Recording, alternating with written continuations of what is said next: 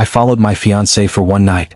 If someone had told me a year ago that I would spend an entire night following my fiancé through the city, I would have laughed. I trusted Ava completely. We had been together for 5 years and engaged for almost one. Our wedding was only 6 weeks away. The venue was booked, invitations were sent, and our families were already planning the celebration. As far as I knew, everything was perfect. But sometimes, a single moment is enough to make you question everything. It started on a Thursday evening. Ava and I were having dinner when her phone buzzed. The screen lit up briefly before she flipped it over. Normally, I wouldn't have paid attention. But the look on her face caught me off guard. For just a second she looked nervous. Not surprised. Not annoyed. Nervous. When she noticed me looking, she forced a smile. "Work stuff," she said quickly. I nodded and let it go. At least I tried to. Over the next few days, similar things kept happening. She began taking calls in another room. She started keeping her phone face down. Whenever I entered unexpectedly, she would lock her screen. None of these things proved anything. But together they created a feeling I couldn't shake. A feeling that something wasn't right. I hated myself for even considering it. Trust is the foundation of any relationship. Without trust, what do you really have? Still, every instinct I had told me there was something she wasn't telling me. Then came the night that changed everything. It was a Tuesday. Ava told me she had to work late on an important project. She kissed me goodbye and left around 6 o'clock. An hour later, I received a message from her. "Don't wait up. This might take most of the night." I stared at the text. Something felt off. I can't explain why. Maybe it was intuition. Maybe it was fear. Maybe it was a combination of both. For nearly 30 minutes I argued with myself. Part of me wanted to ignore the feeling. The other part wanted answers.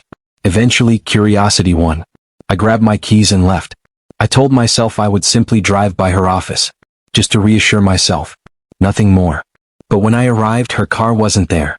At first, I assumed she had parked somewhere else. I circled the building twice. Nothing. Then I called her office. A security guard answered. When I asked if Ava was still working, there was a brief pause. She left around 5. My stomach dropped. An entire hour before she told me she was heading to work. Now I knew she had lied. The question was why. I returned to my car and sat there trying to think. Then my phone buzzed. A notification from a shared account we both used for travel bookings. A reservation confirmation. A restaurant. Downtown. For 2 people. Tonight. My hands tightened around the steering wheel. I immediately drove there. The restaurant was one of the most expensive places in the city. Definitely not somewhere you'd go for work. I parked across the street and waited. 15 minutes later, Ava arrived. Alone. I watched her enter. Moments later, another car pulled up. A man stepped out. My heart pounded. He looked around before walking inside. Every terrible possibility rushed through my mind. I sat frozen. I couldn't bring myself to enter. I couldn't bring myself to leave. For the next hour, I imagined the worst. Every scenario seemed worse than the last. I replayed our entire relationship in my head. Had there been signs? Had I ignored them? Was everything we built together a lie? Eventually, I couldn't take it anymore. I crossed the street and entered the restaurant. The hostess asked if I needed help.